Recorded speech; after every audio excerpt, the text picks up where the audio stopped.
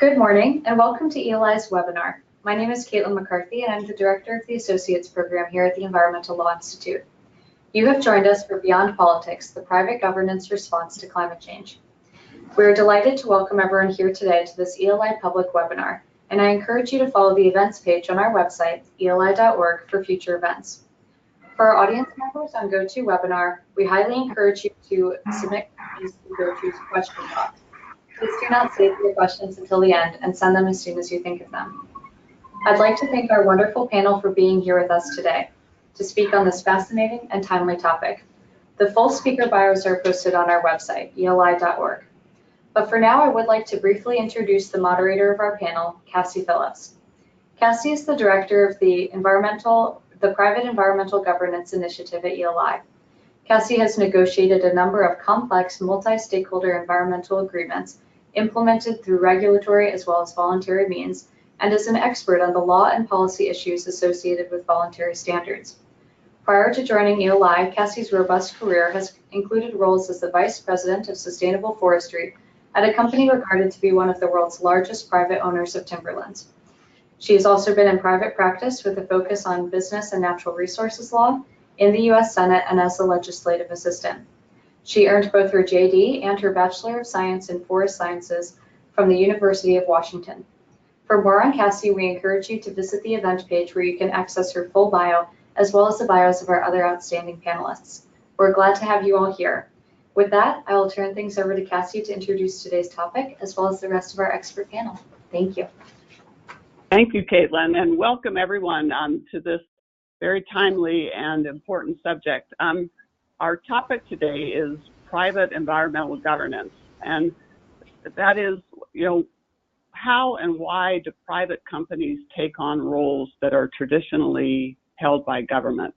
And the context today is climate change. And so sometimes the summary of private environmental governance is the customer is the new regulator. So what does it mean to have a customer or a company be the new regulator in the area of climate change? Our speakers will talk about private sector initiatives, a variety of them that companies are taking to address climate change. And we want to explore why companies do these things and how effective are they, and what are the problems that they face in doing them, and what are the opportunities. And really, in the end, our goal is to figure out how to make these initiatives easier to do and more effective so that there are more of them. I want to take a minute to talk about ELI's program in this area and why is ELI talking about private environmental governance, and more generally, why bring lawyers into this subject at all. And this is an area that has not had a lot of attention by the legal profession. And you'll see that in our speakers today, where I think only one of them besides me is a lawyer. And some people rightly say, well, why bring lawyers in? And the answer is that this private environmental governance, the short, is it, Byron? The short hand version of that is the area of voluntary standards. And what companies are doing in this area, there may be individual initiatives, but usually what happens is companies decide they want to work together. And that this idea of companies working together and the processes and the substantive rules around voluntary standards have got a very long history. And there's a large body of law and pretty well settled law about how it's done. And so the more people participating in these initiatives understand that, I think the more effective they can be. The biggest constraint in this area is antitrust law. And so making sure people's expectations about what companies can do are realistic helps a great deal in judging how, first of all, what kind of strategies you use in private sector initiatives, and then how you judge their effectiveness. And you'll see from some of our speakers that you have to be careful not to expect private sector initiatives to be the same as government regulation. They can't go that far. And so there are clearly rules for both, or roles for both. one can't displace the other entirely. There's also advertising law and laws around claims that are my personal favorite. They're a lot of fun. But those are bodies of law that environmental attorneys are not really used to practicing in. And so one of the things the LI can do is to bring those bodies of law over and make them more accessible to environmental practitioners.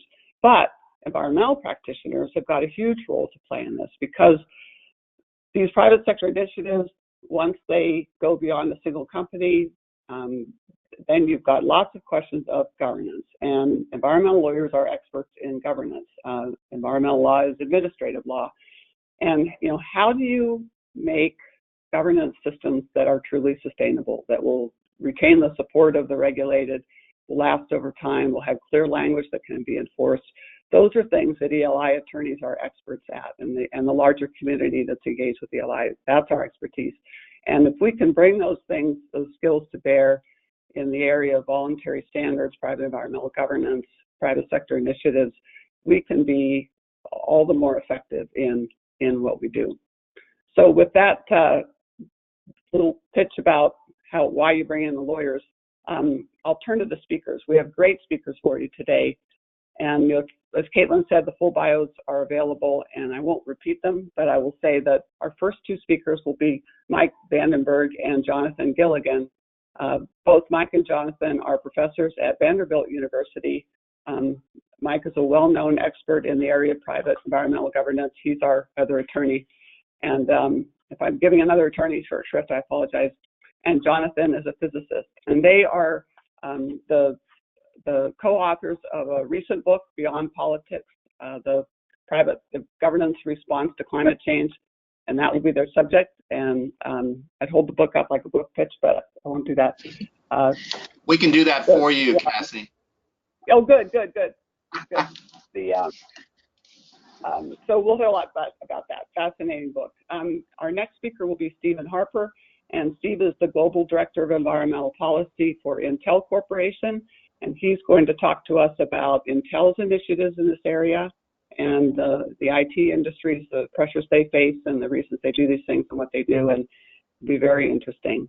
And our last speaker is Jackie Robinson. Jackie Roberts, I'm sorry. Jackie is the Chief Sustainability Officer at the Carlyle Group, and Jackie also will give us practical examples of real-world experiences from this, and her background includes being in the environmental community, so she'll have a unique perspective on that. So with that, I will turn it over, and we will welcome questions at the end of the panelist discussions by those of you listening out there. So please write your questions on the webinar, and we'll do what we can after the speakers to get to them. So with that, Mike and Jonathan. So great, thank you so much, Cassie. We really appreciate ELI's leadership in this area, and yours in particular. I know you did a lot of great work in the private sector on these issues. We also are very pleased to be here with Steve Harper and Jackie Roberts too, who have taken a real leadership role in the private sector. So Jonathan and I co-authored this book, which you see up on the screen, published by Cambridge University Press last December, and we will tag team today. Yes. And we'll start off with a question that we've asked literally dozens of audiences.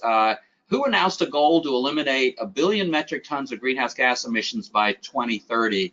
And as you might imagine, the kind of answers we've gotten over time have been major cities, countries.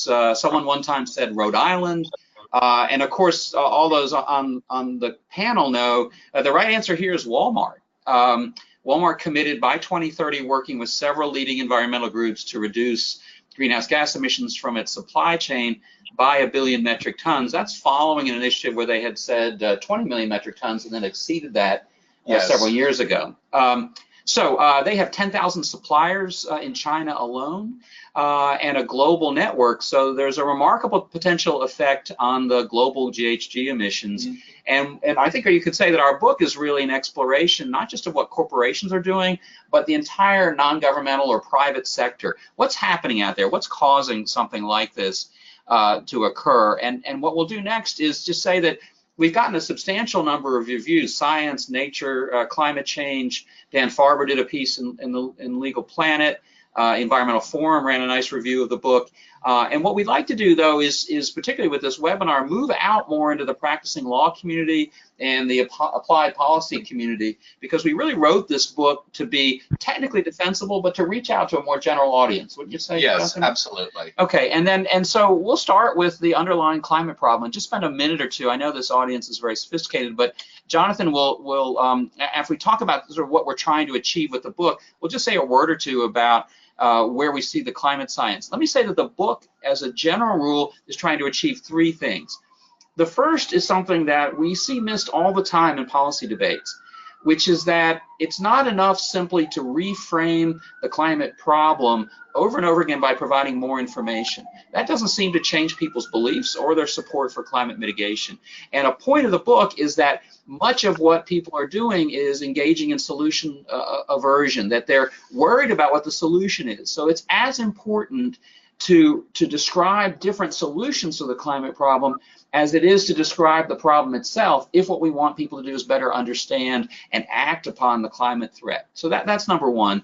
The second is, as to solutions, we make the argument that we think the private sector can get us an additional 1 billion tons per year, each year over the next decade, not to substitute for government, but to complement government activities and to fill some gaps in the meantime. And then lastly, the biggest, I think, contribution of the book, if it makes a big contribution, is to try to see all the different private activities that are going on out there as a coherent whole, to make a conceptual shift so that NGO leaders, the lawyers who may be on this webinar, philanthropists, academics, and others look at the private sector as a thing that can make a real contribution on the climate front. But so why do we need to do that? And that's where we get to the next slide. Yeah, so basically what this is looking at is there's been so much attention to the Paris Accords a couple of years ago, and even what we argue is even if the US had not announced it would withdraw, and even if all the countries that were participating met all their commitments, and all of those commitments were up at the upper end of what people anticipate they would accomplish in reducing emissions. What you see here, the pink line is the historical emissions. The golden colored line is where we expect emissions to go under business as usual. The green line at the bottom indicates what would be necessary to limit global warming to 2 degrees Celsius in the best case, and if we are more unlucky, that green line would be much farther down. And then the blue line is what the country's emissions would be under the most optimistic interpretation of the intended nationally determined contributions. And so that kind of tan wedge between the blue line and the green line is the gap that would have to be filled between the best case of what Paris would do and the most optimistic view of what we would need to do to limit warming to 2 degrees Celsius. That's about 33 billion metric tons between now and 2025. And in the worst case, we anticipate that would be closer to 90 billion. So roughly 30 to 90 billion metric tons of carbon dioxide that have to be abated on top of what Paris produces. Right, and so the book essentially is saying we can't fill that gap with private sector activity, but we can close that gap quite a bit. We can close that Paris gap by 1 billion tons a year, or a total of about 10 billion tons. I think that was a conservative estimate. I hope you'll agree as you see our analysis. So why is it necessary to think about the private sector? Well, one answer is because the federal government is unlikely to close that gap. That was a point that, as we were writing the book, was more needed to be made than I think it is today. But behind all that, and I think Steve and I were both at EPA at the same time, I think what we can see here, these are the LCV, the League of Conservation Voter Scores, for Democratic members of the Senate and the House on the top, and Republicans on the bottom. And what you see is that starting in the early 1990s, a massive gap opened up, and we are now in a very deeply polarized space on climate change, which makes it difficult to assume that the federal government is going to solve this problem.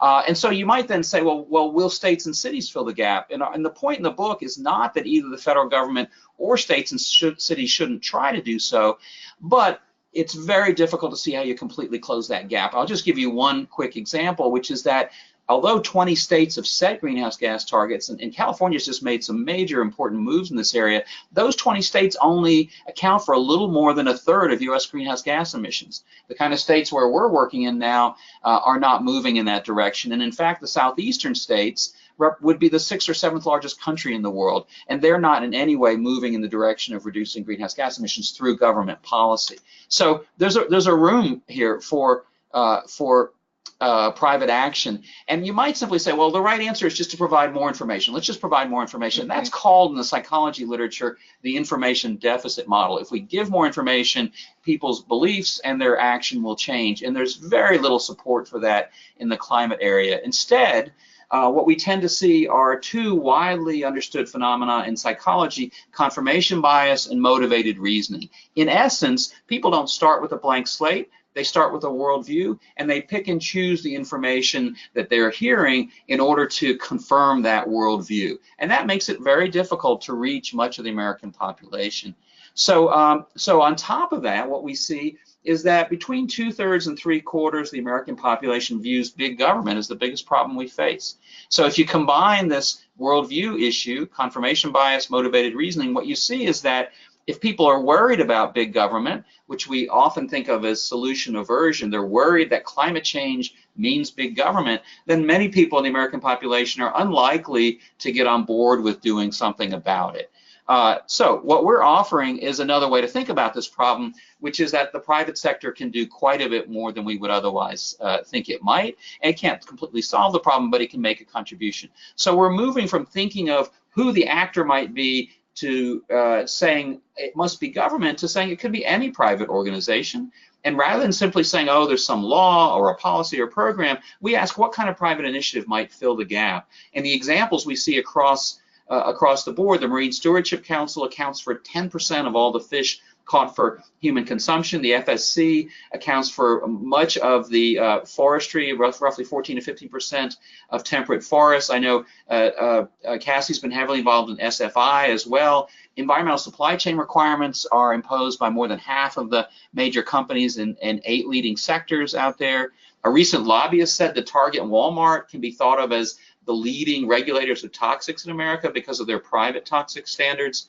So all this requires us to take something of a conceptual shift, to think more broadly about regulation versus initiatives, to think about global activity rather than just international activity, which assumes nation states interacting with each other. But the book is really about what we can do about climate change. And Jonathan, you want to just describe what the central core of the book is? Yeah, so the central core of the book is saying that private sector initiatives between corporations and households can each provide about 500 million metric tons per year of carbon dioxide abatement.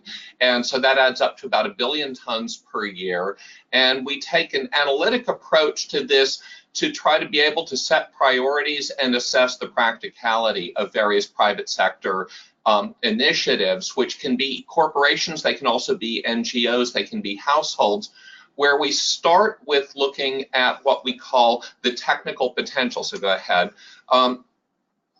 And so we look at these in terms of what are we comparing these to. It's often the case people will say, well, these private sector things are too small. They're not going to be able to achieve the same comprehensive emissions reductions that a big globally harmonized carbon tax or cap and trade scheme would. But we feel that the focus on the ideal, policy that would be ideal once it's adopted, ignores a very important piece, which is the opportunity cost of the time and effort it takes to get that through legislature, signed into practice, through all the lawsuits opposing it, and actually implemented in practice. And those opportunity costs are huge. People in the US have been trying to impose a carbon tax since the early days of the Bill Clinton administration, and there's been very little progress on that. So we're looking at what can be done quickly that will make an impact. And we focus on a 3-part analytic approach that starts with the technical potential. What would this do if everybody who was capable of doing it did it? Would it have the technical potential to reduce emissions significantly? But then we ask a second question, which is, without the big government regulatory stick, how many people will actually do this, or how many organizations will do this? And we call that the behavioral plasticity.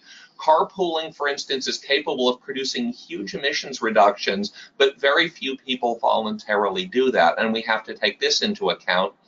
And finally, if this is going to be promoted by some policies, incentives, marketing, etc., who is actually going to implement those incentives?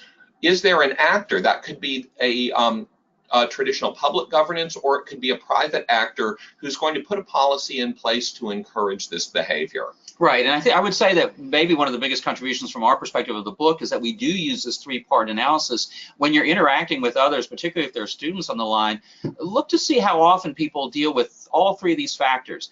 What's the technical potential? How changeable is the behavior? And is it feasible to adopt a policy? Because if you drop any one of those three factors, it's easy to engage in kind of a utopian analysis, which is not what we think is needed to solve the Paris gap problem. So I'm going to take the model that we have here and the corporate contribution, then Jonathan's going to say a few words about the household contribution, and then we'll turn things over to our panel.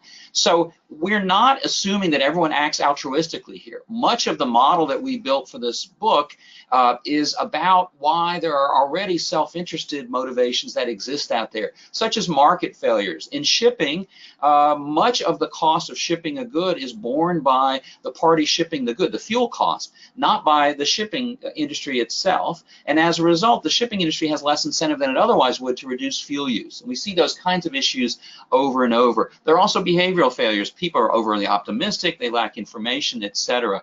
In addition, there's often self-interest in industry because some third party, whether it's an NGO or a lender or an investor or individuals within the firm like employees, pushing on the firm as well. So we're building this model based on an assumption about self-interest with an overlay of altruism, but it starts with self-interest. You don't have to believe that everyone is a saint to think that we have something here. And so let me just say a word or two about the corporate sector, because people tend to assume that the corporate sector is only driven by whether consumers are willing to pay more for low carbon goods. And the red list on the right there is the set of factors that, in addition to the ones on the left, which are the traditional motivations of industry that you see in the literature, the ones on the right are ones that jumped out at us as we did research on why companies seem to be reducing carbon emissions. We see examples of the companies wanting to accelerate efficiency or assure supply, even if there might be disruptions. Concern about brand reputation. We do see concern about retail customers, but also corporate customers and supply chains. We see pressure from investors like Carlyle, and Jackie's on the line today. We see pressure from lenders. We see employee morale mattering a great deal, as well as the norms of top managers as well, and we'll say more about that as we go along. So there are a complex set of drivers, and it's important, I think, not to simply assume that there are only one or two that might be motivating the corporate sector to reduce carbon emissions. An example we want to provide of both a market failure that existed and the importance of manager norms is just that a recent study with some University of Chicago economists and an NGO and Virgin Atlantic Airways found that Virgin Atlantic, even though it's been in business for 3 to 4 decades, had never been providing fuel economy information to its pilots. And simply providing that information, even if they didn't change the other incentives the pilots had, produced substantial reductions in greenhouse gas emissions and costs for the airline, because aircraft fuel is about 1/3 of the operating cost of an airline. So there's something that's been going on for 3 decades, and it took concern about the carbon footprint and declarations by Richard Branson about the concern of Virgin Atlantic about its carbon footprint to see this kind of inefficiency get identified. Yes. So another point is that even if a company itself might not be motivated on its own to do something, companies, I believe, and we found in our research, are feeling pressure from a lot of different places. And one of the best examples is that more than $100 trillion in investments is held by companies that participate in CDP, formerly the Carbon Disclosure Project, which is putting pressure on companies to disclose and ultimately reduce their carbon emissions, and is moving more and more in the direction of encouraging reporting and reductions from supply chains, which would extend the reach of the CDP outside of the biggest companies. So this can then have an effect, importantly, not just in the US, and not just with large companies, but with small and medium-sized companies and around the world, because when retailers and others feel pressure from a variety of sources, they then transfer that pressure onto manufacturers, who transfer that pressure onto second and third order suppliers. So this is a way to bypass on some level some of the gridlock that we've seen at the international level and shift and grow pressure for carbon emissions to companies around the world. Yeah, and if I can jump in here, then in a report that was issued earlier this year by CDP about supply chain contracting, they found that looking at the 99 largest corporate purchasers who were part of their program and the 4,600 suppliers in their supply chains, that requiring carbon disclosure in the supply chain had already achieved reductions of 550 million metric tons per year of emissions. And they believed that there was quite a bit of additional potential if these requirements are pushed farther down into the supply chain. Right, and then you're seeing that even for things like Apple, which helped fund 2 gigawatts worth of new solar power plants in China alone. So you can also see that it's a way to shift resources and interest in carbon emissions reductions outside of some of the countries that are participating actively in Paris. So now let's switch over to household. There's been a big new development there. Yeah, so big development in the household is this is something where you see both the corporate side and the household side interacting in a very positive way, is driven in a large part by big pressure that Walmart had put on its suppliers to produce cost-effective, energy-efficient light bulbs, such as first compact fluorescents and more recently LEDs. We see that per capita residential electricity use had grown steadily from the 1930s until about 2008 or so. And around 2008, this growth started to level off, and starting in 2012, that actually dropped. So per capita electricity consumption in US households dropped over the last 6 years or so. And Lucas Davis, an economist at Berkeley, believes this is largely driven by the adoption of energy efficient light bulbs in the house. We'd like to think it's based on people taking up our research on energy efficiency, but we're not going to make that claim. And that adoption is driven in large part by Walmart marketing energy efficient light bulbs, making them inexpensive and making them easy for people to get. And this ties into a piece of work that we did in conjunction with a number of social and behavioral scientists, studying if we look at a bunch of activities that households in the US could do that wouldn't require big changes in lifestyle. We prioritized them on technical potential, how much CO2 emissions reductions could be accomplished if all the households did these actions. And we said, that's about 850 million metric tons of carbon dioxide per year. But then we looked at behavioral plasticity. Not everybody's going to do every action. So you can see that carpooling has a huge technical potential. That's the light blue bar, but very few people will do it. So the dark blue bars indicate what we think people would actually do with reasonable incentives that could be provided by public or private sector. And that gives us a realistically achievable emissions reduction of about 450 million metric tons per year. That would be the dark blue bars that could be achieved very quickly at relatively low cost through private sector initiatives. Right, and so the households and the corporate sector are two of the leading focal points of the book. There's a chapter on each one. But when we say private governance, we also mean religious organizations. The Catholic Church would be one of the top 50 countries in the world if we did a carbon footprint of the Catholic Church. We talk about colleges and universities, small businesses, civic and cultural organizations, hospitals. All these are different actors that even if government doesn't act, can either have incentives to reduce carbon emissions or can have incentives created for them. And what we're suggesting in the long run is that we step back and create an agenda where we identify where the biggest opportunities are, why they're not being taken advantage of, and try to induce philanthropists and NGOs and others more in the corporate sector to go ahead and take those next steps and give us that 1 billion tons that we think is possible each year. So that's our book. Thank you, Michael and Jonathan. That is fascinating. And we'll welcome questions when we're done. And I'm sure you'll get a number of them. Ethan? Yeah, thank you. Yeah, thank you very much. And that was an excellent presentation of the book, which I recommend to people. It is a good read. So I want to cover several things, just talking about Intel's perspective on this issue. And I'm going to try here to make this or keep this from becoming too apparent a commercial for my own company. although I think you'll tell that I'm proud of who I work for. Most everybody knows Intel, but there are some aspects of the company that are not terribly familiar. We're over about 110,000 employees at this point worldwide, 50,000 of which are here in the U.S. We're very unusual in the high-tech sector in that we make stuff. Most companies in high-tech design their products or services, turn it over to somebody else to make, and then they sell it in the marketplace. But we actually make virtually everything that we sell to our customers. So that means, you know, when Greenpeace or somebody looks at our carbon and climate profile, we don't look as good as some companies that actually don't have manufacturing, but it's kind of an unfair apples to oranges comparison. There are two phases of our manufacturing. One is the etching of the chip circuits. That's called the fabrication process. And then the back end is called assembly test, where the chips are tested. If they work, they're put on packages and put on motherboards.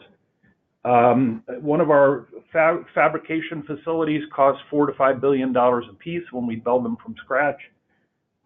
We do most of our manufacturing here in the U.S., Ireland, and Israel on the front end. On the back end, it's mostly done in Vietnam, a little bit in Costa Rica, a little bit in China. So again, we have about 50,000 employees here in the U.S. We have 7,000 suppliers, not quite as many as Walmart has in China, but we have 7,000 suppliers, and I'll talk about supply chain in a bit. We are the third largest U.S. investor in research and development. In any given year, we spend between $12 and $15 billion a year on research and development, both in the new products as well as in the processes to make them. We're in a number of markets. We used to be primarily in the PC and server market. The server market, we have about 98% market share, and I'll talk about data centers in a little bit. But we're also in the artificial intelligence, the autonomous vehicle, and the drone market. If you all saw the opening of the last Olympics, you saw the big drone display. Those were all Intel drones. So drones are, we're basically a data-centric company. We're all about computing data in all of its forms and promoting the growth of data and the efficient analysis of that data. One of the things that's unique in the semiconductor sector, as opposed to the rest of high tech, is the dependence on chemicals. The smaller the features we make in our chips, and we can put up to 5 billion transistors on a piece of silicon that's half the size of your thumbnail. Chemicals are extremely important in that innovation. We use very small quantities of very specialized chemicals that tend to be fluorinated, which creates some issues from an environmental perspective, and I'll talk about that as well. Finally, we're unusual. We have one of the top and most recognizable brand names in the world, but we are not a consumer-facing company. You don't go to the store to buy an Intel product. You go to buy an Apple product or a Dell product or an HP product or a Lenovo product, hopefully with an Intel chip in it. But because of our advertising, we're probably the most well-known component manufacturer in virtually any industry.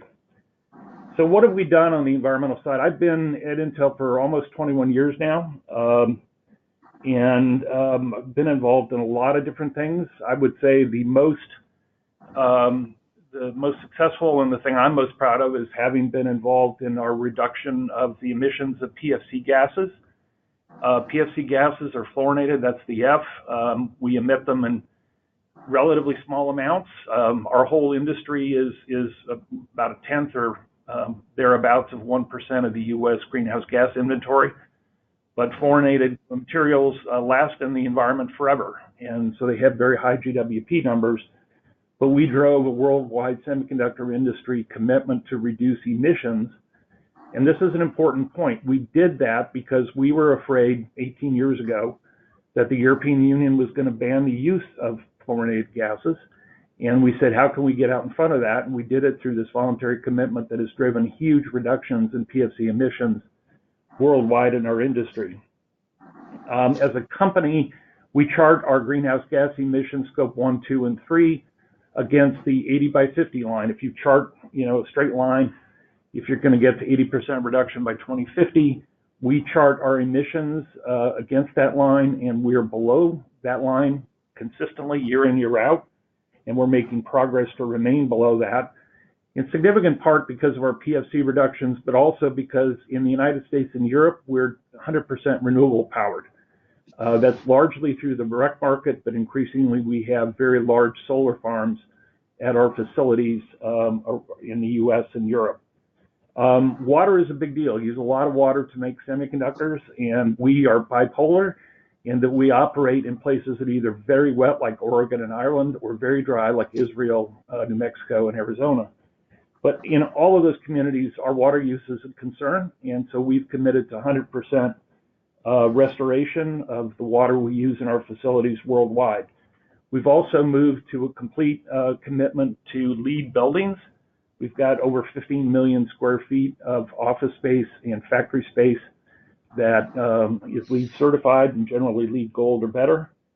Energy efficiency is a big focus of ours because, you know, the more computational power a device has, the more energy it can consume or might consume. And people want laptops that they can actually put in their lap and not be too hot.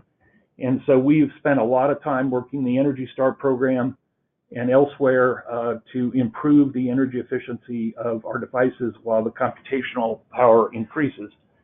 Lately, we've been working with the International Energy Agency and G20 on something called the Connected Devices Alliance, which is focused on trying to minimize the energy consumption of Internet of Things devices, sensors, etc. I mentioned supply chain. Supply chain management is a huge issue for us, from labor standards to environmental standards, and for things like conflict minerals, where we have been a leader in eliminating conflict minerals from our supply chain. The 7,000 suppliers are classified in different tiers based on how much we spend. But for those suppliers that we spend the most money on, we grade them and hold them accountable for meeting some very tight specifications having to do with environment as well as labor practices. So the next thing I want to cover briefly is who are our stakeholders in, you know, looking over our shoulder to make sure that we're doing a good job and improve the job we do over time. Obviously, we're a publicly held corporation, so our shareholders are a big part of our focus. Increasingly, our shareholders care about environment sustainability. And it used to be just the socially responsible investment funds and the analysts like Calvert. But now it's pension funds, it's a lot of the major institutional investors that hold our stock, and our stock is one of those broadly held stocks in the world, and so we have a tremendous number of shareholders who care about these matters. Increasingly, our employees are a big shareholder or stakeholder for us. We used to have a program called Right to Know, WRITE, where employees could write into our internal internet site and ask questions. And when cap and trade was being debated in Washington, I did a piece on that site about our position on cap and trade and why we were trying to support it and work with it. And it was funny, our Arizona employees generally wrote in and say, you know, I'm a shareholder, why are we wasting our money on this non-problem? Our Oregon employees, our other biggest site in the US, all said, why are you quibbling? Just, you know, take whatever they give you. This is the most important issue facing the world. Increasingly, our employees everywhere care about climate change and about our sustainability profile. And not uncommon in the tech industry, if you want to attract and retain the best people, you have to be seen and you have to actually be a leader in these areas. Another, you know, our customers are big drivers. We have customers throughout the PC industry, and they all want more efficient products, and they all have their own demands for us in terms of our sustainability profile on things that may not affect their product, but make them look good or bad, depending on what their supply chain looks like. And then finally, it's kind of an indirect shareholder or stakeholder relationship, but we belong to a number of organizations like the Center for Climate and Energy Solutions, like CDP, like the American Council for an Energy Efficient Economy and the Alliance to Save Energy. These are all great forums where we share best practices, and there's kind of a friendly competition among members of many of these groups to do better and to do more. So finally, I want to close by talking about, you know, when and how, and give some examples of when we've chosen to participate with governments and try to anticipate government regulations. I mentioned PFC gases earlier. We did think that Europe was going to ban the use of these gases. You can't make semiconductors without them. And so we developed this voluntary program, and we reported to the governments around the world on our progress as an industry. It's one of the few cases where the European Commission has accepted a voluntary program, and they exempted our PFC emissions from their emissions trading program. Not our boiler emissions or our electricity use, but our PFC gas emissions. So that's been a great success. In the permitting area, Mike will remember this back from his EPA days. Permitting is a huge issue for our industry and for our company because federal permitting under new source review is extremely bureaucratic, extremely slow. And if you came into one of our factories, they're huge, but the inside of the factory looks more like a scientific establishment or a laboratory. And in order to get as much product out the back door of a $4 billion plant, we make a lot of operational changes just to maximize the yield.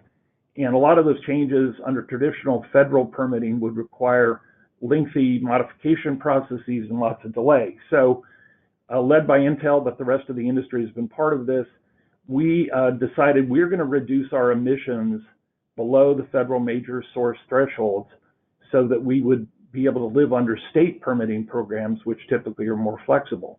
And so that's an example of a federal regulatory program which drove huge amounts of pollution prevention in order to avoid being having to be caught in the dragnet of the program. And that we're now a major source at most of our U.S. facilities for other reasons.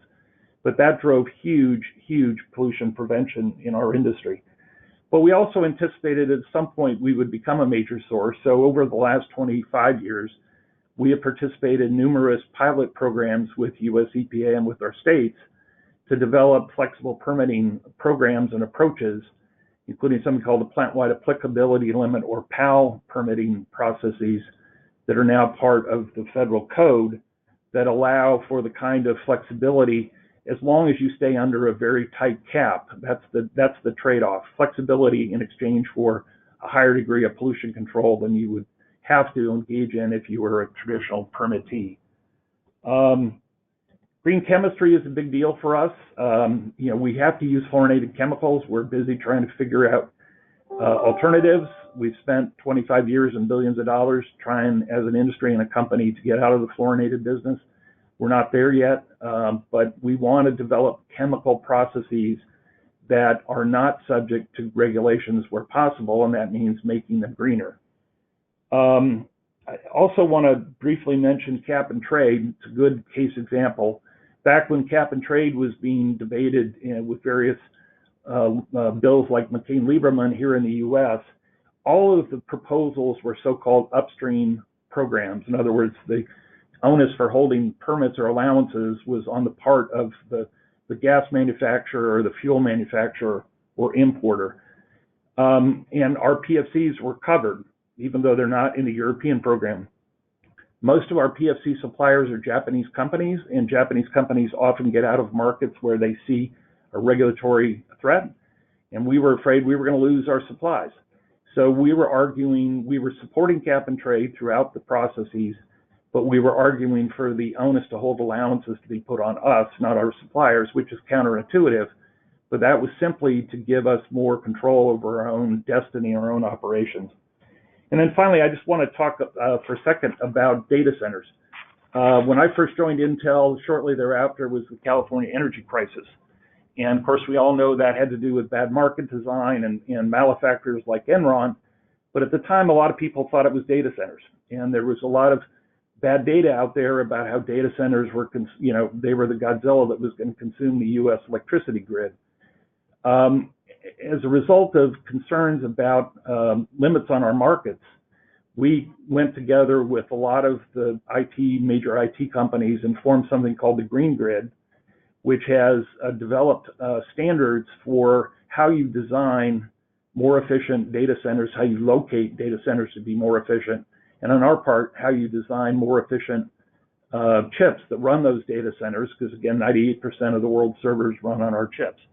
As a result of that, EPA 2 years ago did a study showing that the amount of data being crunched in U.S. data centers has gone up exponentially, but the total amount of electricity consumed by those data centers over the last 10 years has actually gone down. So that's an example of how we've been able to be successful with an industry-driven initiative in response to a perceived threat and the threat of potentially difficult government regulation. So I just wanted to end on that note because I think it's been a very successful example. Thank you. Thank you, Steve. Those were great examples. Very impressive. And now to turn to our last speaker, Jackie. Jackie, we don't have your picture, right? But we'll listen to you. I apologize for that. I guess we've just never been able to get it connected, but I'm here. Of course, I really enjoyed Mike and Jonathan's book because when I was at Environmental Defense Fund, kind of as a flyer, we did the first ever partnership between an environmental group and a company. It was working with McDonald's Corporation. And the reason McDonald's came to the table was they were being picketed by school children about their packaging. And the packaging was being dumped on the lawns of stores, and it was creating major issues for their brand. So one of the corporate sector drivers that the book talks about. But in the process of that 6-month project, we, I think, saw some stunning results that we really hadn't thought about as an effective strategy that were all around this dynamic of private governance. And specifically, one of the things we very quickly discovered is that most of McDonald's use of resources, their packaging waste, other things, were all behind the counter.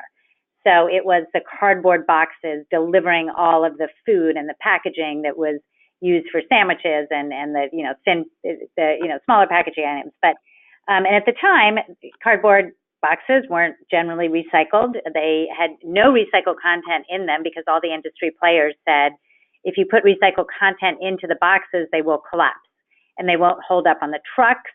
If you get them wet, there'll be major issues. They won't protect the product. You'll have a lot of losses. And so there was a real a real concern over functionality of changing.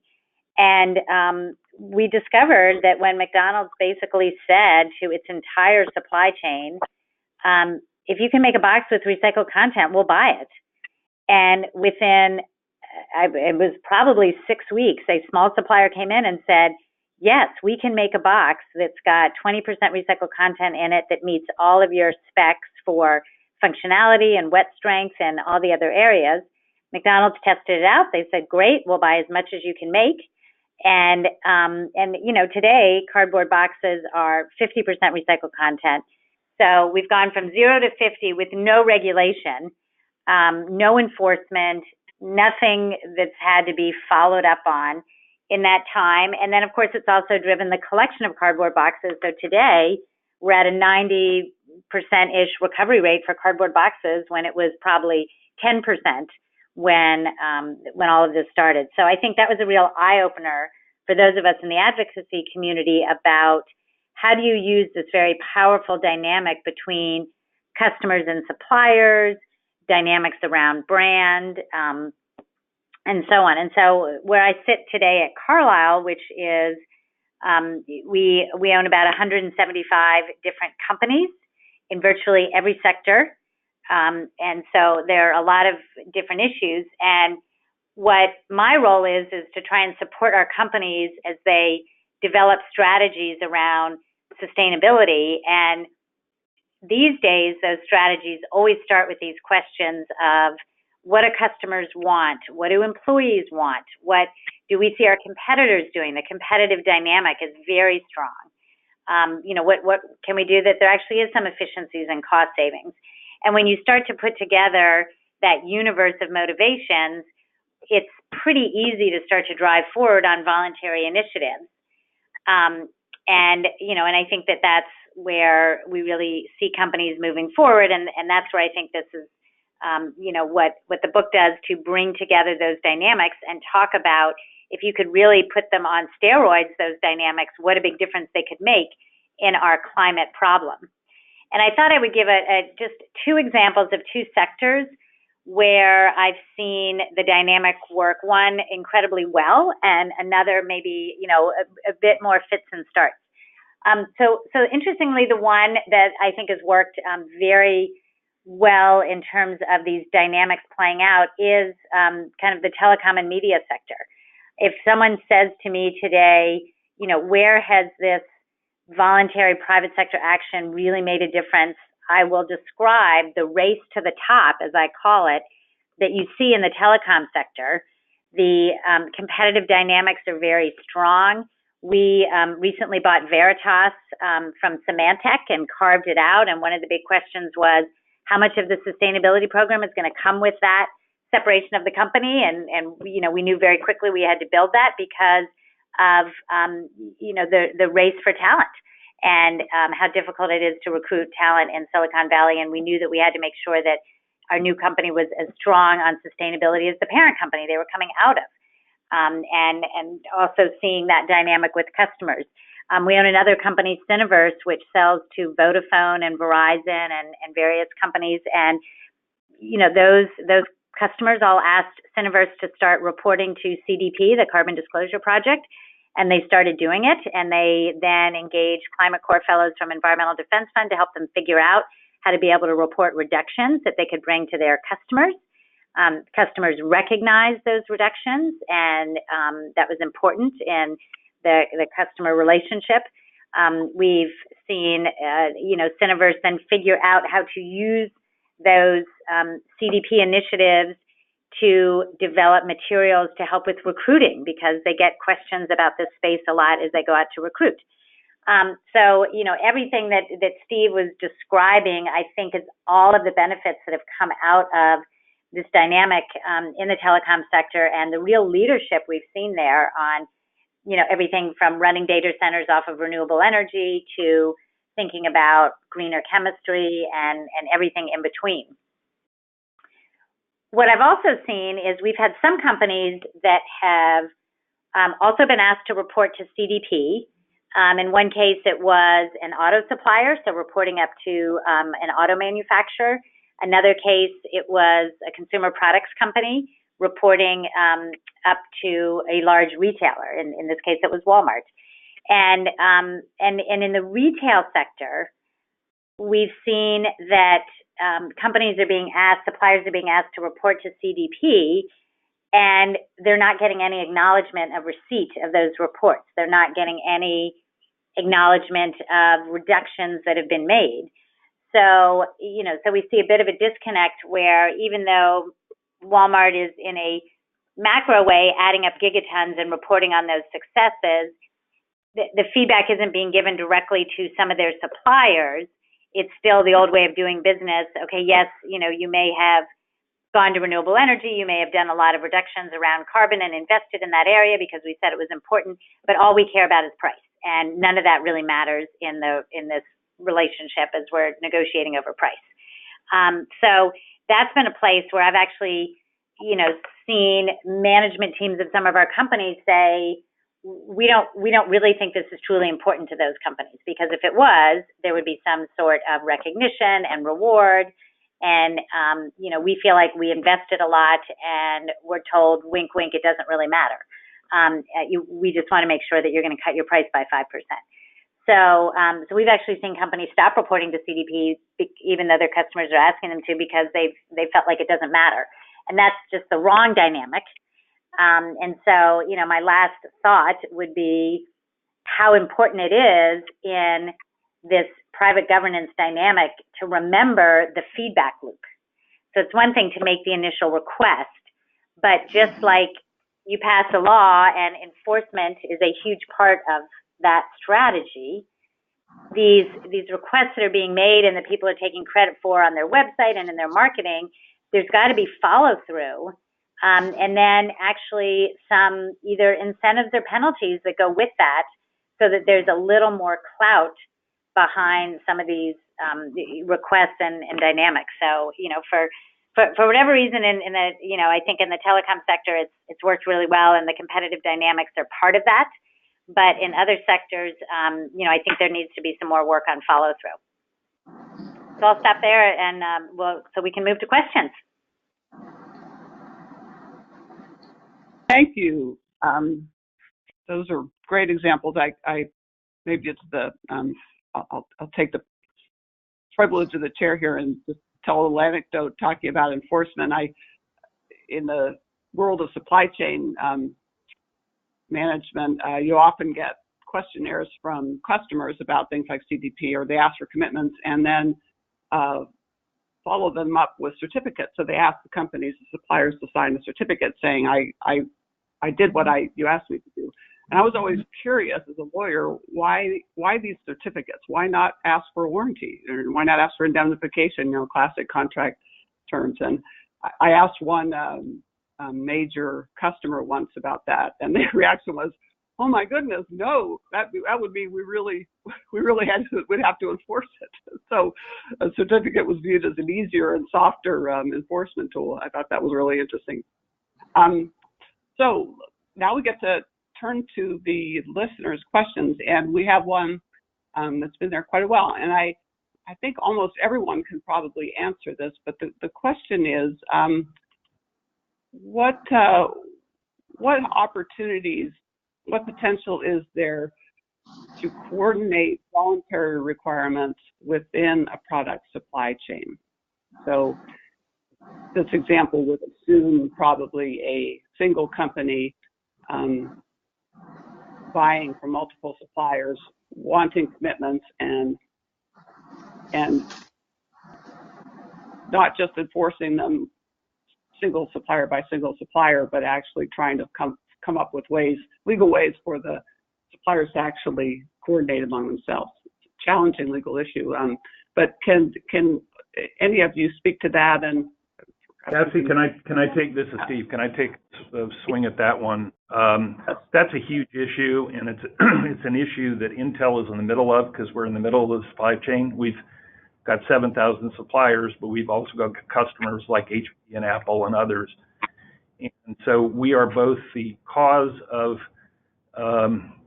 irritation on the part of some of our suppliers, as well as, the victim of it as a supplier ourselves. And one of the things, and I think it's a Sustainable Business Alliance, it's called, used to be the EICC. It's a high-tech group that we formed a number of years ago to try and coordinate as much as possible both the requirements as well as the forms that suppliers in our industry are asked to fill out, so that a supplier, particularly like a third-tier supplier, doesn't end up getting 200 different forms that are in fact different from one another. And it's been very successful. The enforcement is not collective. The enforcement is, unique to each customer's supply chain.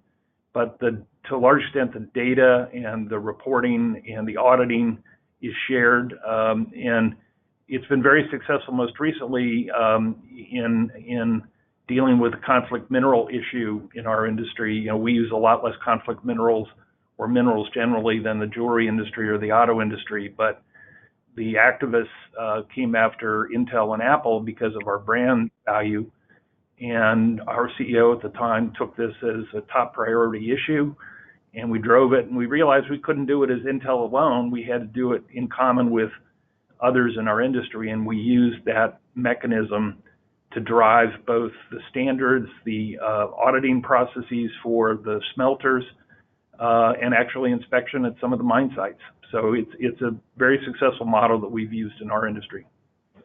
So, and Cassie, maybe I can just add one point, which is not specific to this problem, but more generally, I think ELI would be really well positioned to do a program on the application of antitrust law to private environmental governance questions like this, because I think, as you've mentioned a couple of times on this program, antitrust law can be helpful, but it can also be a real barrier, and it tends to be, I think, misunderstood, and it can be over-applied as well. And there are going to be some areas where social welfare will be pursued better by a broader interpretation of antitrust law, meaning that we allow certain kinds of coordination to occur in cases where we might have a little bit of a risk of anti-competitive behavior, but we will get a huge environmental benefit from that. So I think it's time for us to rethink antitrust law on some level in light of what we think private governance might be able to do. And there's an area where ELI and maybe some of the people from different universities who are on the webinar can think about doing some kind of a joint program. I think it's going to become a subfield of antitrust law at some level if it keeps going at the level we're hearing from Steve and Jackie.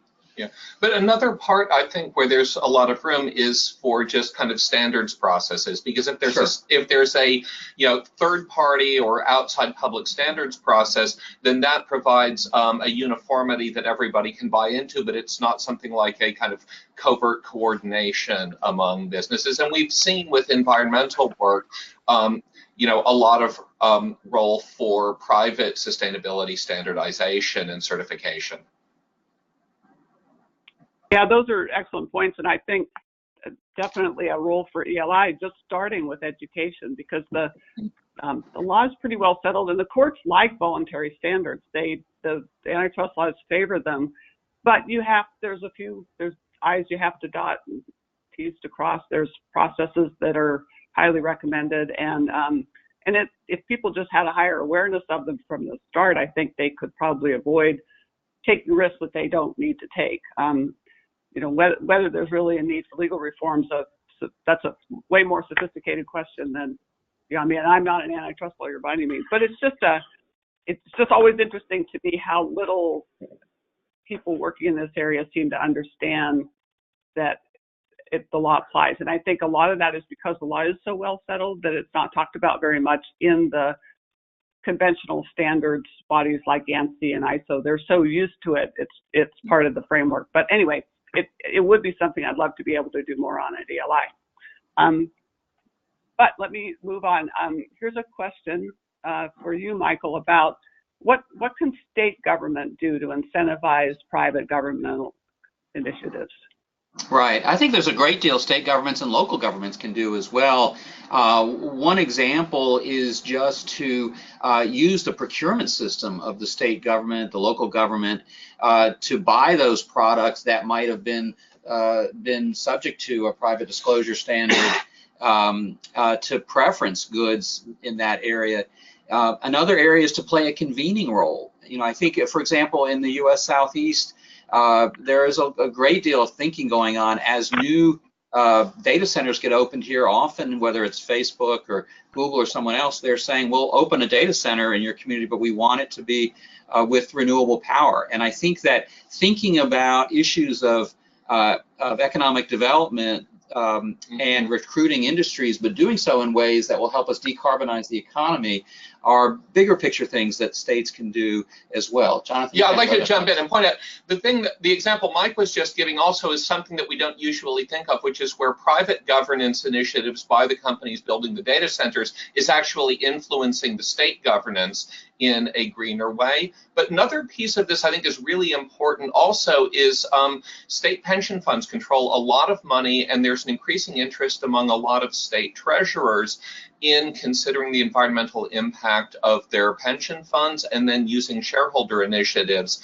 to try to engage constructively with the companies they're investing in. That raises a lot of really interesting legal issues around fiduciary standards and what does it mean to be a fiduciary when you're incorporating the environmental impacts of these pension investments. But that's a very active area right now. And let me just say one last thing, which is just that the standard processes of government still matter a great deal. If you're in a state and you're just enforcing the public law requirements, that's an important backstop for private activity. And Steve mentioned, the threat of regulation from the EU is part of what drives Intel's thinking sometimes. That's very important for all companies. You creating a level playing field in your day-to-day activities at the state, local, and federal level is a big piece of this, because the private system can do a great deal, but it can't substitute for what the public law system can do ultimately. So I think you're doing a great deal of a contribution to furthering what's going on the private side, even if your own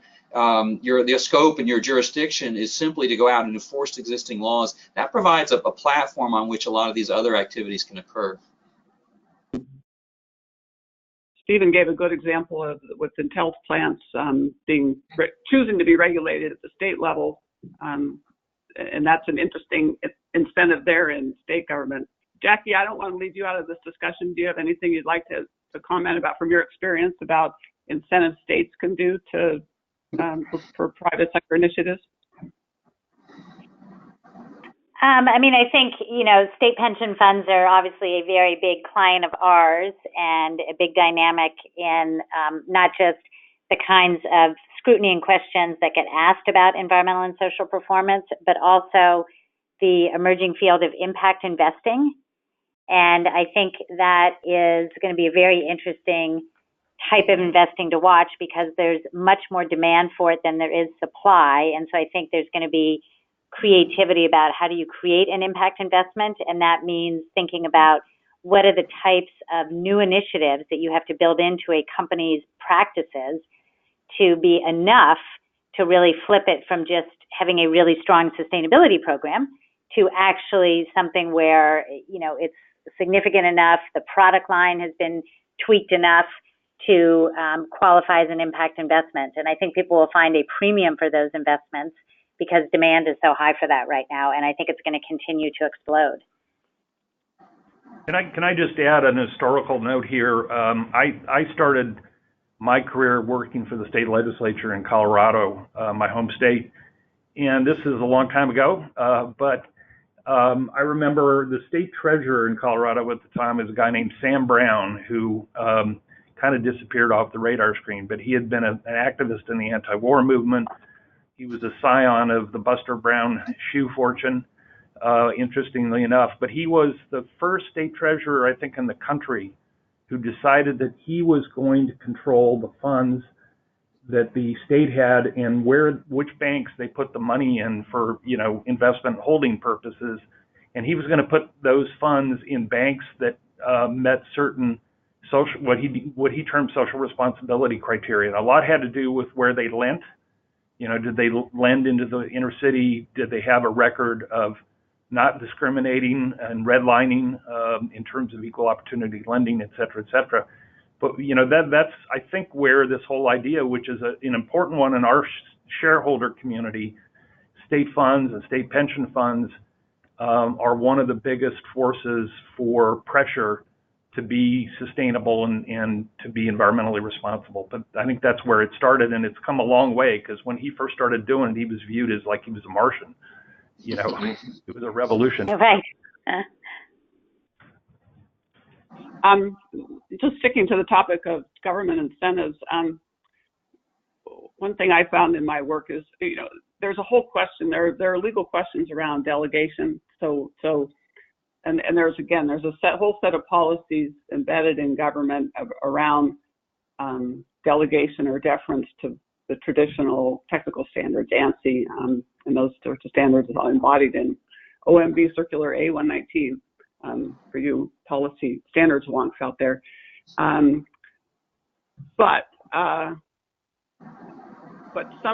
So sometimes those get in the way of creating incentives for voluntary standards. And some of the EU policies, for example, they will explicitly not defer to voluntary standards. And so considering the amount of work that can go into developing voluntary standards, that can be a key issue of whether they're worth doing or not.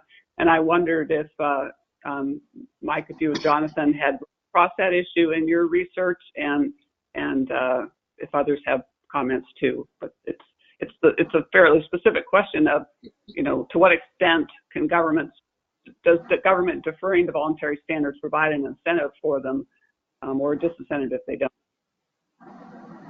Right. It's something we encountered in the book, but it's not something we looked into or explored in any detail. Let me just, if I may, do a minor segue to just one other quick thought, and then I'll defer to others on the panel about your specific question, which is just as to what states can do, in addition to everything we've talked about. There are many sectors out there that the federal government is highly unlikely to pursue and that aren't yet really part of the private environmental governance revolution. And that includes households. Jonathan spent some time in our program. We have a whole chapter in our book on this. And it need not necessarily be regulation of households, but stimulating advocacy groups, utilities and others to genuinely try to reduce the footprint of households is an enormous opportunity that's really being underperformed right now and under pursued. Similarly, small businesses are off the radar screen of most federal regulators. They're really much more of a state and local issue.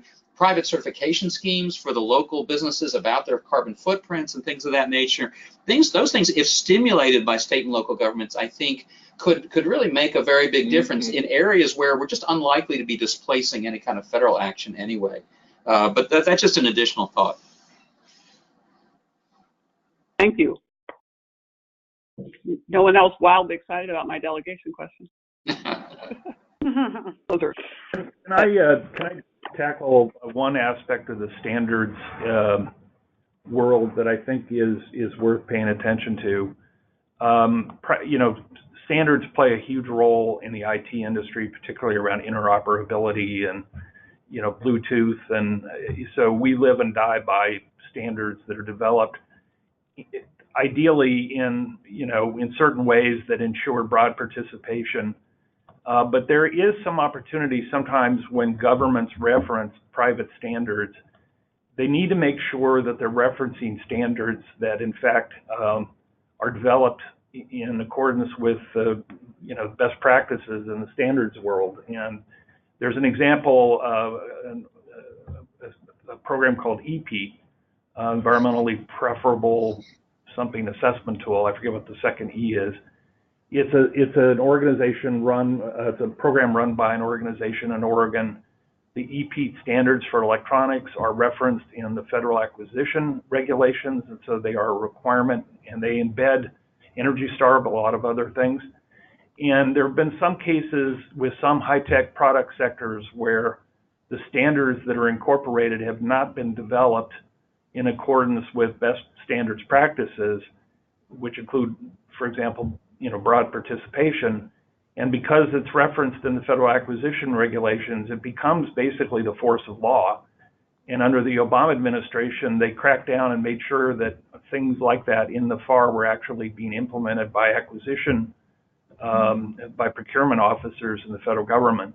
And it's been, my point is that not all standards are created equal, and whether it's the federal government or state and local governments referencing private standards, care should be taken to make sure that the procedures that went into the development of what's being referenced really does meet the best practices requirements of the voluntary standards process.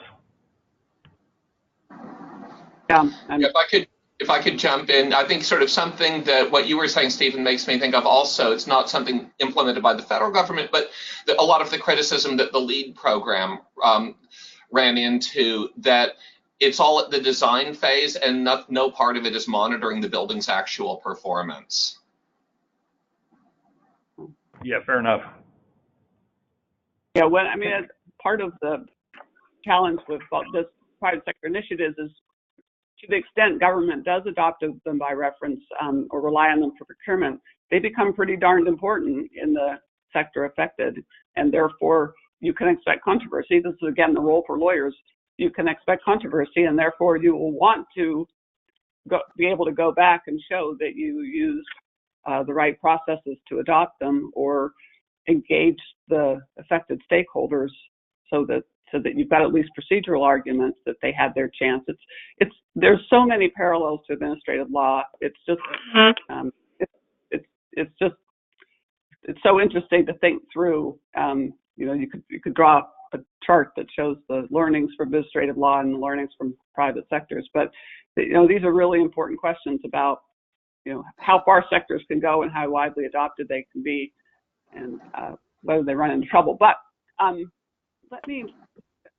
here's a question for Jackie and Stephen. Please describe how your respective organizations measure and report your climate goals, including, for example, the use of KPIs, key performance indicators, and other than CDP, describe what voluntary climate reports your companies provide. So a list of Sure. the question provides examples. I can start on that. We we have a couple different reporting mechanisms. For our larger buyout funds, we have rolled out collecting KPIs and reporting on those to investors in those funds for the underlying portfolio companies. And depending on the sector and materiality, carbon might be one of those KPIs or it might not. It really just depends on the sector. We use the Sustainability Accounting Standards Board as sort of a guide to or a starting place for determining what are the appropriate KPIs and issues that we would expect a company to be focused on in our underlying portfolio companies. For Carlyle ourselves, we do an annual corporate citizenship report, which provides usually about 15 or so examples of case studies of what portfolio companies are doing on the ground. We might also talk about, this year we talked about climate risk discussions and in our portfolio company workshop, how we're trying to help companies address climate risk, think about climate risk, build it into business continuity planning. So we'll describe that to investors as an emerging issue that we might work with portfolio companies on.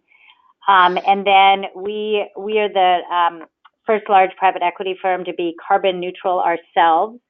And, I'm proud that, in this day and age in Washington, a company as traditional and conservative as the Carlyle Group has stood up and said, this is a problem and we should do our part in being carbon neutral. And we both, we calculate our footprint, and we do include travel in that because that's a big part of our footprint.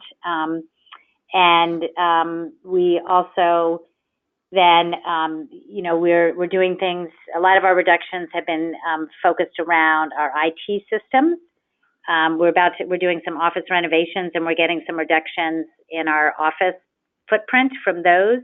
And then we also use offsets where we picked a very specific project that was about truck electrification, because shipping and trucking is a big part of most of our portfolio companies, how they distribute their goods and services. And so we felt that supporting electrification. So we do offsets, but it's, how we hit our carbon neutral goal. So that is the range of reporting and tracking and monitoring. And you notice we do not report to CDP, although some of our underlying portfolio companies do. But we just haven't at the time, mostly just a resource issue at this point. Yeah, so for Intel, it's not that dissimilar, although, we're an operating company as opposed to an investment company. But CDP is the main vehicle we use, and it's been very useful vehicle, and we've relied upon it more and more over time. We're currently developing a science-based target, which we will report against. And then we have our corporate social responsibility report. And in there, I referenced earlier, but in there, what we do is we report annually, and we show the trend over time of our emissions against the 80% reduction by 2050 line to show, are we contributing towards progress in that direction or not? And we report that both with and without the RECs that we purchase for our electricity in the U.S. and in Europe. It's interesting, the point I want to make that I think should not be, I think it's underappreciated outside the corporate sector, which is within many industrial sectors, there is a tremendous amount of inter-company competition. And if activist groups and state and local governments and others can find ways to stimulate that competitive instinct, it can be very powerful. I was at a meeting recently where 3 companies, including Intel, Facebook, and Google, we all introduced ourselves by saying we were the largest purchaser of renewable energy in the United States. We can't all 3, and I went back to my procurement person, and he said, well, it's different baselines. It's comparing apples and oranges. But every year, and we're going through this process right now because we're currently developing a next generation climate commitment. And I don't know at what point we're going to roll that out, but one of the things we did was we looked at the reporting other high-tech companies, particularly manufacturing companies. So we're comparing ourselves to, like companies, but not just in the U.S. Our biggest competitors are TSMC in Taiwan and Samsung, and they don't have the same type of reporting that U.S. companies do, but we used a variety of data centers to try and compare ourselves to them. And, there is a lot of competition, and people are doubling down and increasing the stringency and the ambition of their commitments, at least here in the U.S., based upon wanting to be more sustainable than, their next door neighbor competitor company. And that's an important motivating factor within the C-suite. I think one of the interesting things. Go ahead. No, go ahead, Michael. Okay. So I was just going to say, I think one of the interesting things coming at this from an academic perspective is that many of the kind of things you've heard us all talk about here are very difficult to measure empirically, difficult to quantify. The interest in the C-suite, reputation, et cetera, are hard to study. And I think one of the reasons why there isn't even more attention being given to this field is because it's just difficult, particularly for economists, to suss out what role did brand play in this, and how can that be accentuated or accounted for in models about corporate and social behavior. And so just an interesting point for anyone on the phone who might be a student who's thinking about this. This is an area we're very focused on, is trying to get a better handle on what is brand, how does it drive corporate behavior, and what does that mean for private environmental governance. Stephen, you had I wanted to mention an area where I think, and if I'm not up to date on this, so I may be out of date in my suggestion, but I think one of the things along this competitive line that's important is what can companies claim and not claim publicly about their environmental or sustainability performance. And, this has to do with FTC standards, and I think we're all concerned about greenwashing and the devaluation of the currency that can occur if people can make broad claims that aren't in fact defensible. But my impression historically has been that the standards at the FTC for what you can claim and the level of proof you need to have gets in the way of being able to make defensible claims. I remember years ago I worked for the old Amoco oil, and we had a premium gasoline that was refined one more step than everyone else's, and it was a clear gasoline because we took out the PAHs, and we had EPA data from their lab in Ann Arbor to show that this gasoline was marginally cleaner burning than our competitors. But even though we had US EPA data and US EPA would vouch for the data, we couldn't get the FTC to approve a marketing claim that our gasoline was cleaner. Now, query whether consumers of gasoline were going to be motivated by that environmental claim to buy more of our gasoline, but we couldn't even try that out as a proposition because of the stringency of the FTC requirements. So that, in addition to antitrust, that might be an area worth looking at in the legal world. Yeah, if I could if I could add a little bit on that. So yeah, on the one hand, you have the concerns about credibility and greenwashing, and this is an important place for thinking about, again, some of the independent certifying bodies, and also legitimate concerns then about agency capture of those as they're working for companies. But there's also a phenomenon I've seen in the literature of discussing brownwashing, which is a little bit like what you were saying about the gasoline, where companies will make environmentally beneficial things but not advertise them, which may be in part because of FTC rules. It may also be in part because of a perception that investors or customers will think that a more green product is either inferior quality or is hurting the bottom line. And also, Mike and I have speculated that some of this may be a company wants to keep a few things in its back pocket. So if it gets attacked by activists, it can say, oh, but look at, here are these things that we are doing to be able to respond to criticism. So all three of those things may also lead to downplaying the things that the company's actually doing. you're anticipating and answering one of the questions, which is what can be done in in private sector initiatives to reduce greenwashing, reduce the risk of greenwashing and false environmental claims. I will say, we had a webinar on this subject, a joint webinar with the NAD, the National Advertising Division of the U.S. Council of Better Business Bureau, which is itself a self-regulatory body for advertising claims, and they have an interest in the area of green marketing, and we've worked with them a little bit and they kindly co-hosted a webinar about 2 or 3 months ago in New York, and it's another area close to my heart. But so let's talk a little bit about greenwashing. That's a big area of concern. It's a huge issue, I think.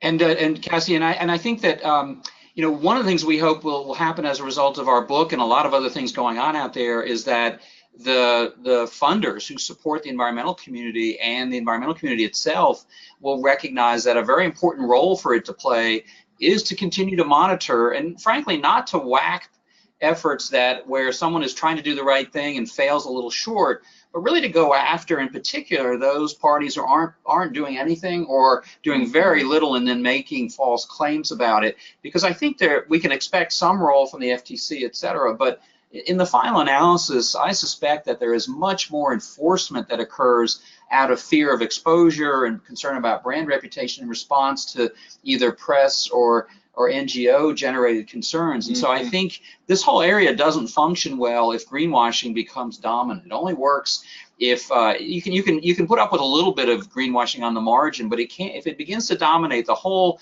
area begins to fall apart, I think, so that funder and an advocacy group and non-advocacy civic and cultural groups really play an incredibly important role, as does the media, in making sure that we hold people's feet to the fire. And again, we have to be really careful not to just say, hey, if you're trying to do something great and you only do something good, we're going to whack you in that point. But instead, we also have to look at all those entities that are doing very little at all and claiming that they're doing quite a bit, because I think that's often where some of the worst greenwashing occurs. Yes. Jackie, do you have thoughts on this? If you can draw on your experience in the environmental community, what are the challenges about trying to control greenwashing or encourage more disclosure of accurate claims? Yeah, it is. It's actually the very first issue I worked on at Environmental Defense Fund, because we at the time, and this was back in 1990, there was an explosion of ozone-friendly, environmentally friendly, other stuff. I think it's hard. I think it just is incumbent on everybody in the field to continue to monitor stuff. I just don't see that FTC has a lot of resources to be following up, enforcing where there are some claims that are made that are fairly egregious. But I also see that customers are much more sophisticated now, and I think it hurts the brand. So, once in a while, I'll have one of our companies send something that they want to put out marketing-wise, and they're talking about their environmentally friendly products, and I have to immediately say, no, you cannot use that language. Here's all the impacts that product still has, even if it's a waterborne paint instead of a solvent-borne paint. But you can say it's environmentally improved or environmentally preferable to the previous generation. This problem. Go ahead, Steve. I was going to say, this problem is not just one related to advertising claims.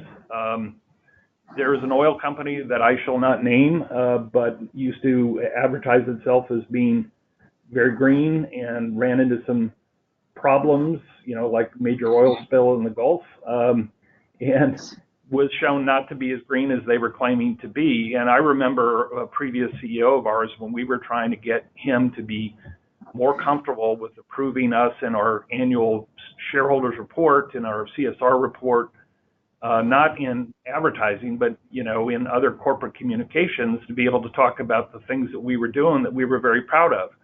And he was very, very cautious about saying too much about any of that stuff, because he said, I don't want to be seen as fill in the blank, you know, referencing that company. And I don't think we're unique in that. I think that there's probably I don't know if it's brownwashing, but there's underclaiming going on in a lot of major responsible companies because of that fear. And that may be a good thing on balance. I don't know if it keeps some false claims from being made, but it's not just an advertising issue.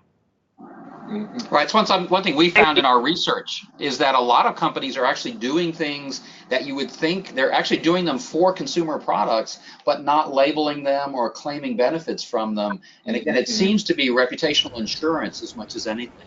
Yes. This is just such a great topic, and unfortunately we're out of time. And so we'll leave on a high note here, and I'll just say that this is another area where I think ELI could really add value by being, you know, translating some of these bodies of law over to make more accessible for practitioners, just as you all have done in your work. So I want to thank the panelists and turn it over to Kate.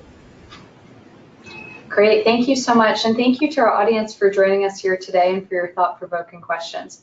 We hope you'll continue to think about the topics discussed today and Mike and Jonathan's outstanding book. If you have ideas for future seminars, please feel free to contact me at mccarthy@eli.org. We're grateful for your participation in today's public webinar, and if you are not yet a member of ELI, we encourage you to join for future programming of this caliber. I want to extend a deep thank you to our fantastic panel. Cassie, Jonathan, Stephen, Jackie, and Mike, you have raised key points today and prompted this conversation further. Thank you for lending your expertise to this panel. Have a great afternoon. Thank you. Thank you. Thanks, everyone.